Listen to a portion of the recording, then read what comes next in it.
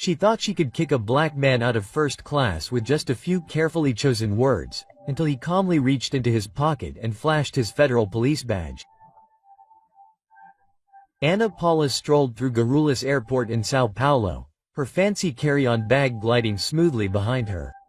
She had flown this route countless times from São Paulo to Brasilia. First class, of course, was the only way she traveled. Everything about air travel seemed predictable to her. The priority boarding, the complimentary champagne, the hushed conversations among executives. She expected comfort and exclusivity. So when she approached her row and saw a black man in an impeccable navy blue suit already seated next to her, her steps faltered. He had an air of easy confidence, his laptop open, his eyes scanning the screen, as if he were reviewing something important. Ana Paula pressed her lips together, set her designer bag on the floor with a little more force than necessary, and sat down, barely concealing her displeasure. First class shouldn't be like this. The man next to her, Daniel Sequeira, barely took notes. He was focused, typing effortlessly, absorbed in his work. The glow from the laptop reflected off his dark skin, highlighting the sharp angles of his face. He had the composure of someone who belonged there. Ana Paula, however, was not convinced. She took a deep breath through her nose, shifting in her seat. Her bag accidentally brushed against his armrest. No reaction. She straightened up, looking around, as if expecting a flight attendant to notice the mistake. Then she went a little further. She leaned toward him slightly, just enough to make her presence known. "Excuse me," she said in a carefully polite voice.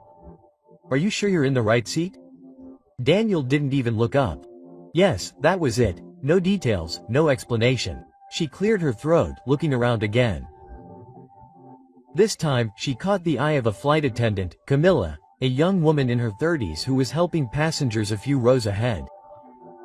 Ana Paula raised her hand slightly, signaling to Camilla. Daniel sighed subtly but noticeably. Camilla approached with her usual professional smile. "Is everything okay, ma'am?" Ana Paula forced a giggle, shaking her head as if she found the situation amusing. "I think there's been a little mix-up. I believe this gentleman is in the wrong seat." Quote. Camilla glanced at Daniel, who finally stopped and looked up.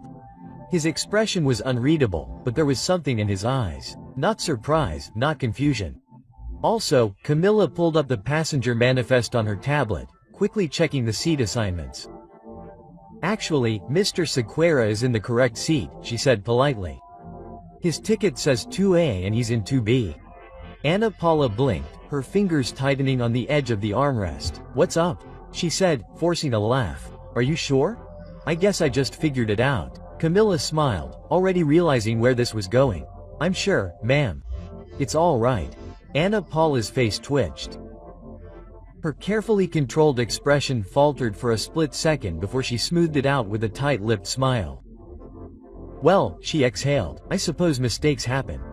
She turned back to the window, but she wasn't nearly done. Daniel, meanwhile, had already gone back to work. Camilla hesitated for a second without paying attention, then gave Daniel a quick nod before walking away. But Ana Paula was seething. Her fingers drummed on her knee, her breathing shallow, her eyes darting toward the crew and back to Daniel. He wasn't reacting, wasn't explaining himself or offering any reassurance, wasn't playing along with the game she expected. This made her even angrier. She wasn't the type to let things slide. But Ana Paula wasn't the type to suffer in silence. She decided to do something. Ana Paula sat rigidly, arms crossed over her chest. Mind you, this wasn't right. She'd been flying first class for decades and never, not once, had she been put in a situation like this. The man next to her wasn't doing anything wrong, but that didn't matter to her. He didn't belong here. Her breathing quickened, irritation bubbling just beneath the surface. She couldn't just sit there and accept this. She pressed the call button. A soft chime sounded overhead and Camilla reappeared a few moments later. Her smile was the same as before, professional and welcoming. "Ma'am, can I help you with something?" Ana Paula kept her voice low, her tone carefully measured. "I'd like to request a seat change." Camilla blinked. "Oh, you're uncomfortable. Is there a problem with the seat?" Ana Paula hesitated for half a second. She couldn't just say what she was really thinking. Instead, she tilted her head toward Daniel, lowering her voice even further. "I just don't feel comfortable sitting here," she said, her words slow and deliberate. Camilla's smile faltered. "I'm sorry to hear that, ma'am. If there's a technical issue with the seat, I'll be happy to." "No, it's not the seat," Ana Paula interrupted. "It is." She exhaled sharply. "I'd just rather sit somewhere else." Camilla glanced at Daniel, who had stopped typing again but didn't say anything. He was listening, waiting, his fingers hovering over the keyboard, his jaw tense. "I'll check to see if there are any free seats," he said, tapping on his tablet. "Just a moment." Ana Paula sat back, her lips pressed into a firm line. Daniel didn't react, didn't argue, didn't acknowledge her, didn't ask why she was uncomfortable. That only infuriated her more. A few rows ahead, a man in a blazer turned his head slightly, pretending to check his phone but clearly listening. Across the aisle, a woman nudged her husband. People were noticing Camilla's eyes darting across the screen. "I'm afraid we're at capacity today, ma'am. There are no open seats in first class." Ana Paula's stomach tightened. Camilla smiled apologetically. "Would you like me to check in economy? There might be a seat available there." Ana Paula's face burned. "Economy? As if she were me." Her voice caught in her throat. "That won't work." Camilla's smile didn't waver. "In that case, I hope you don't mind staying in your assigned seat." Ana Paula forced a thin-lipped laugh. "I suppose I have no choice." Camilla nodded. "Let me know if you need anything else."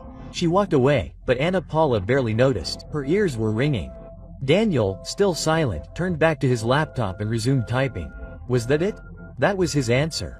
He was just going to pretend she didn't exist. Her fingers curled into fists. This wasn't over. She exhaled sharply and pressed the call button again. This time, Camilla hesitated before turning back. "Madam," Ana Paula straightened. "I need to speak to someone in charge." Camilla's face remained neutral. "I'm the chief flight attendant on this flight. Is there anything I can clarify for you?" Ana Paula's voice rose in pitch. "I need to speak to the crew chief or the pilot." A murmur spread through the cabin. Someone chuckled. Camilla's expression remained professional, but her patience was clearly wearing thin. "Madam, the pilot is preparing for takeoff and will be unavailable, but I'll be happy to help you." Ana Paula pursed her lips, her jaw tense. Daniel wasn't reacting, wasn't nervous, wasn't shifting uncomfortably. It was as if he'd done this dance before. She lowered her voice again. "I don't feel safe." That changed everything. Camilla's smile faded, her body stiffened. Daniel stopped typing. Across the aisle, a middle-aged man wearing a Bluetooth headset grumbled, "Here we go again." Camilla straightened. "Excuse me, ma'am, but can you please excuse me?" Ana Paula folded her hands carefully in her lap, tilting her head slightly. "I just don't feel comfortable." She hesitated. Long enough to imply something without saying it outright. "I don't want to be difficult, but I think it would be better if someone else took this seat." Daniel closed his laptop. This time he looked her straight in the eye. And for the first time, Ana Paula felt a tremor of uncertainty. But Ana Paula wasn't going to let this go. And now she was speaking louder. A silence fell over her head. The weight of Ana Paula's words hung in the air. "I don't feel safe." The phrase carried power. It wasn't said out loud, but it didn't need to be. It was carefully chosen, designed to trigger a response. Camilla, still standing beside her, didn't move immediately. Her posture stiffened and her eyes darted toward Daniel, who had now completely closed his laptop. His hands rested on it. He wasn't smiling, wasn't frowning. He just stared at Ana Paula, studying her. Ana Paula didn't flinch. "Not yet." Camilla exhaled slowly. "Ma'am," she said carefully. "Are you saying you feel threatened?" Ana Paula tilted her head slightly, shrugging her shoulders a tiny bit. "I'm not saying that. I just don't feel comfortable. That's all." Across the aisle, the businessman with the Bluetooth scoffed and grumbled. "Unbelievable." A young woman 3 rows back raised her cell phone slightly, pretending to text but clearly recording. A few other passengers whispered to each other, their heads turning in Ana Paula's direction. Ana Paula realized she could feel the shift. The tide was turning against her, but she wasn't about to back down. "This is a simple request," she continued, feigning politeness. "I'm just asking to be accommodated. If I'm uncomfortable, I should have the right to change seats, shouldn't I?" Quote. Camilla's jaw clenched. Ma'am, I've already checked and there are no open seats in first class. Anna Paula, her lips pursed. And in economy, Camilla hesitated. There are 2 open seats in economy. Anna Paula straightened. Perfect. He can take one of them. A low wave of murmur spread through the cabin. Daniel took a deep breath, his fingers drumming once on the surface of his laptop before they went still. He wasn't arguing, he wasn't answering, but he wasn't moving either. Camilla blinked as if replaying Paula's words in her mind to make sure she'd heard correctly.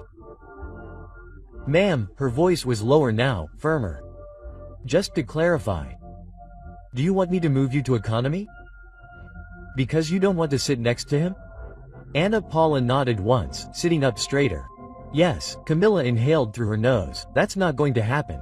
Anna Paula's eyes widened. What is this? Camilla clasped her hands in front of her, her voice unwavering. Mr. Sequeira has a first-class ticket, just like you. He is in his assigned seat. I cannot and will not ask him to move. Anna Paula's face flushed. She was losing control of the situation. The passengers were openly staring now, some whispering, some shaking their heads. The young woman with the cell phone was still recording. Anna Paula felt her stomach twist. This is ridiculous, she hissed. I am simply asking for the same courtesy that would be extended to anyone else who felt uncomfortable. Camilla didn't move. You are asking me to remove a paying passenger from his assigned first-class seat and relocate him to economy for no valid reason. This is not an accommodation, this is discrimination. A sharp silence followed. Someone let out a low whistle. Daniel didn't move, didn't say a word. He just watched Anna Paula, waiting. Anna Paula's pulse pounded in her ears. This wasn't how things were supposed to happen. Camilla straightened her shoulders. Ma'am, we're about to taxi. If you can't remain seated and follow the crew's instructions, I'll have to ask you to disembark. Anna Paula's stomach dropped. What? Camilla's tone remained professional but firm. You have 2 options. Sit quietly, or you can disembark, but Mr. Sequeira won't move. A few passengers applauded softly. Anna Paula felt humiliation rise in her chest. This wasn't how things were supposed to work. She wasn't supposed to be the only one, the one being reprimanded. She opened her mouth, ready to argue, but before she could, Daniel reached into his pocket. He pulled out a leather case, opened it, and held it up. And just like that, everything changed. A gold federal police badge gleamed under the cabin lights. The air in the plane shifted. Anna Paula's entire body went rigid. The passengers gasped. Some even laughed. The young woman who was recording immediately zoomed in. Daniel's voice was calm, even indecipherable. Ma'am, he said softly, bowing his head. Would you like to file a formal complaint? May I take your statement right now? Anna Paula's breath hitched. She couldn't speak. Daniel didn't move, didn't blink. He just waited. And for the first time Anna Paula felt truly trapped. But Anna Paula wasn't just embarrassed, she was about to face real consequences. The silence in the cabin was thick, stretching uncomfortably between Anna Paula and Donnie. Her federal police badge gleamed under the overhead lights. The gold emblem unmistakable. It was the kind of thing you couldn't unsee, the kind of revelation that changed the entire atmosphere. Passengers who had been whispering moments ago were now staring openly, some smiling, others wide-eyed. Anna Paula's mouth went dry. Her brain scrambled for an explanation, an excuse, a way out. This shouldn't have happened. The man she'd tried to remove from the plane, the man she'd implied was a threat, was a federal agent. Her throat tightened. Daniel's expression hadn't changed. He wasn't smiling or bragging. He just sat there, badge in hand, eyes fixed on hers, waiting. His voice was steady, level, indecipherable. Quote, "Would you like to file a formal complaint, ma'am?" The words hung in the air like a loaded gun. Anna Paula's body froze. Heat crept up her neck. She tried to speak, but all that came out was a weak, strangled gasp. Quote, Me? Daniel tilted his head slightly. You said you felt uncomfortable, he continued politely but pointedly. That is a serious allegation on a federal flight. If you believe I did something inappropriate, I would be happy to take your statement.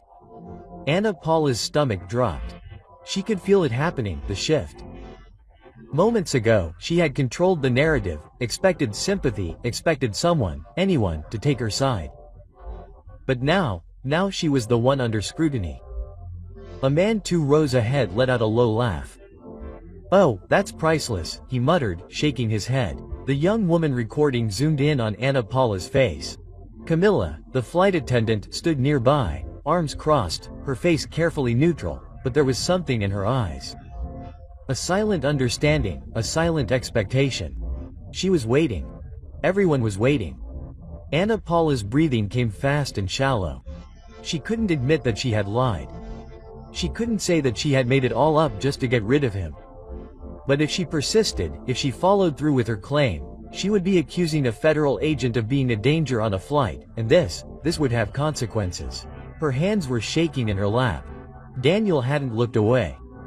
Finally, after what seemed like an eternity, Ana Paula shook her head with barely a movement. "No," she gasped without complaint. Daniel nodded once, as if he had expected this. Slowly, he closed his badge, put it back in his jacket, and reopened his laptop. Just like that, it was over, at least for him. For Ana Paula, the nightmare was just beginning. A few passengers murmured their approval. Some even applauded softly. The businessman across the aisle smiled and went back to his newspaper. The young woman with the cell phone was already typing. Ana Paula could feel her heart pounding. She wanted to melt into her seat, disappear, go back in time, and undo the last 10 minutes. But there was no undoing this.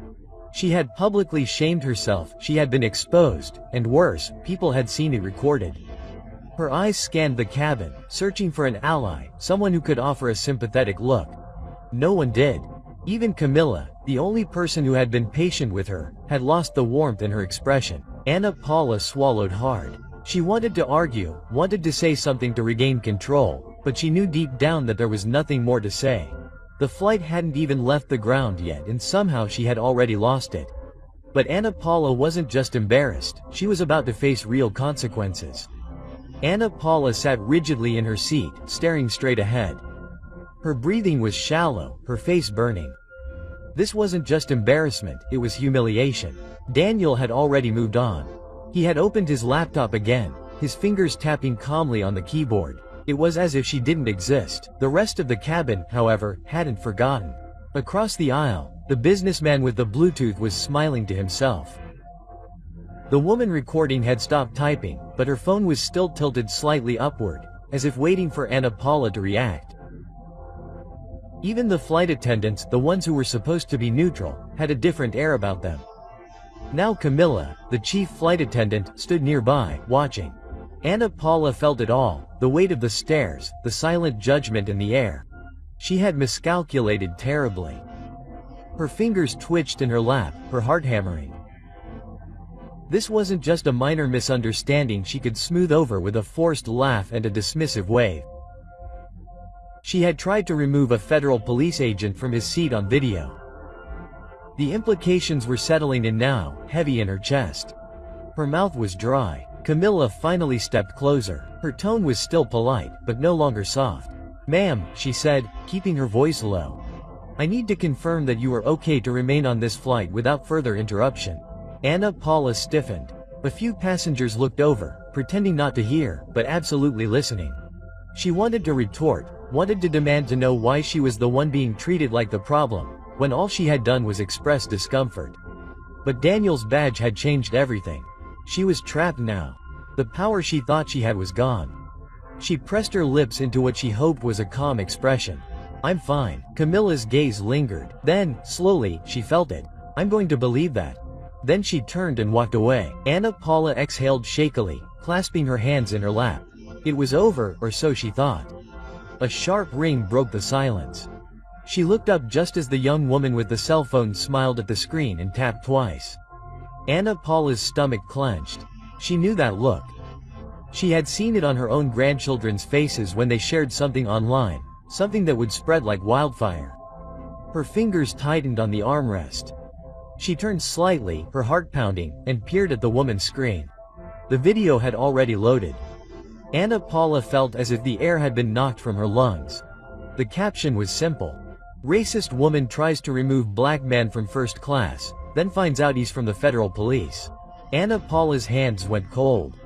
The flight wasn't even in the air yet, and somehow she had already missed it. And if it was already online, that meant there was no stopping what was coming next. She turned her head back to the front, trying to control her breathing, trying to convince herself that maybe it wasn't so bad. Maybe no one would care. Maybe it wouldn't spread. Maybe her phone vibrated in her bag once, twice, 3 times. Ana Paula's chest tightened. She didn't want to look, didn't want to know. But her hands moved on their own, digging into her bag, her fingers wrapping around the phone. She pulled it out and her stomach dropped. Text messages from acquaintances, from family, from people she hadn't heard from in months. Each one was a variation of the same question. Ana Paula, is that you? I just saw a video. Tell me this isn't real. Oh my God, what have you done? Her heartbeat roared in her ears. She swiped open her browser with shaking hands and tapped on Twitter. It took less than a second. Her name was already trending. The video had been uploaded less than 5 minutes ago, and yet it had already been viewed over 20,000 times and the comments were pouring in. Ana Paula's vision blurred as she read the first few. Karma is real. This lady really thought she was going to get away with it. I hope she enjoys the online beating she's about to get. Ana Paula, we need to know who she is. Ana Paula's breath hitched. Her world wasn't just falling apart, it was burning. And for the first time, Ana Paula realized there was no going back. But what happens after the flight lands is beyond Ana Paula's worst fears. Ana Paula gripped the phone so tightly her knuckles turned white.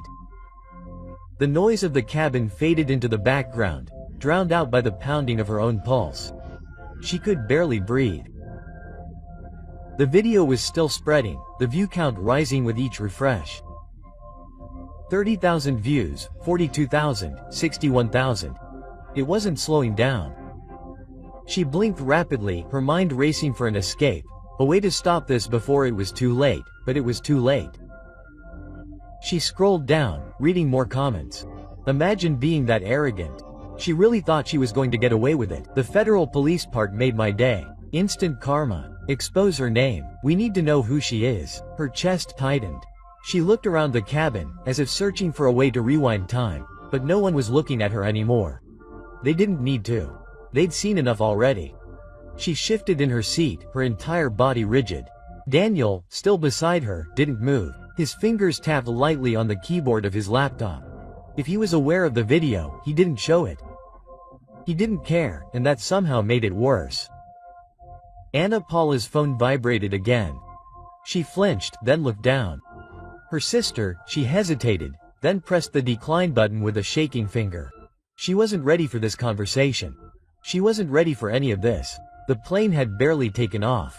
And yet, her world was already crashing down around her. She exhaled sharply, forcing herself to remain calm. She needed a plan, a way to fix this. She could apologize. Maybe that would help. No, that would only fuel the fire. She could ignore it, pretend she hadn't seen the video. No, that was worse. Her mind raced, her thoughts colliding, spiraling. And then the pilot's voice came over the intercom. Ladies and gentlemen, we are beginning our descent into Brasilia. Local time is 5:43 p.m. Please make sure your seatbelts are fastened as we prepare for landing. Ana Paula's heart sank as she touched down. She had been so focused on the chaos inside the plane that she had forgotten what was waiting for her outside. She refreshed the video one last time. 97,000 views. Her name was trending. Her hands shook as she put her phone back in her purse, trying to convince herself that she could still get ahead of this, that maybe, just maybe, it wouldn't be as bad as she thought. But Ana Paula was still waiting for the storm to pass until she turned on the TV. Ana Paula practically jumped out of the plane the second the doors opened. She ignored the sideways glances, the snickers, the unspoken judgment hanging in the air. She just needed to get out. But as she hurried into the airport in Brasilia, her pulse raced at what she saw, waiting near baggage claim, a group of reporters, not a large crowd. Not yet, but enough. A woman in a navy blazer held a microphone to her lips, reading from her phone as a cameraman filmed her. The now viral video shows an unidentified woman trying to remove a federal police officer from first class, pleading discomfort. The clip has garnered more than 1 million views in just a few hours. Ana Paula stopped breathing. 1 million? That was impossible. She turned her head quickly, praying they hadn't seen her, but one of the reporters locked eyes with her. The woman's face lit up. Wait, it's her. Ana Paula spun on her heels, panic rising in her chest. She couldn't be seen like this. She moved quickly, her heels clicking loudly on the tile floor. She needed to get to the exit now, but her phone was vibrating violently in her purse. Texts, missed calls, alerts. She couldn't escape. She pushed past a group of travelers, her breath short, her hands clammy. She barely made it to the curb before her name was shouted behind her. Senora Almeida, do you have any response to the video? She shivered. She hadn't even realized her name had already been released. A taxi pulled up to the curb and she nearly threw herself into the backseat. Go, she growled at the driver now. He raised an eyebrow but stepped off the curb without saying a word. Ana Paula pressed her hands to her temples, eyes narrowed, a million views. Her stomach churned. She had built her entire life on careful reputation management, a good image, a respected name. And in a single afternoon, it was all gone. Her cell phone vibrated again. This time it was a number she didn't recognize. She stared at it, her heart hammering. Then, just before it went to voicemail, she swiped to answer. Hello? A brief silence. Then, a sharp voice. Mrs. Almeida, this is João Carlos, president of the Liberdade Foundation. I assume you are aware of the situation. Ana Paula's mouth went dry. She had been on the board of the Liberdade Foundation for years, a charity that prided itself on its progressive image, inclusion, and ethical leadership. And she already knew what this call was about. She swallowed hard. João, we are going to need you to resign. He cut her off immediately. Ana Paula stared straight ahead. It wasn't a request, it was an order. Her pulse was pounding in her ears. But this is being taken out of context. The board disagrees. His voice was flat and final. We will make a public statement by tomorrow morning. We expect your resignation by then. A sharp beep. He had hung up. Ana Paula slowly lowered the phone. Her career was over. Her reputation was gone. And the worst part was that no one cared about her explanation. They had seen the video, and the video was enough. She let out a shaky breath. This was not something she could control. This was something she had done to herself, and now she had to live with it. Meanwhile, Daniel Sequeira hadn't even thought about her again. At this point, he was probably in a meeting completely unconcerned. His life holed up, because for him this had been just another Tuesday.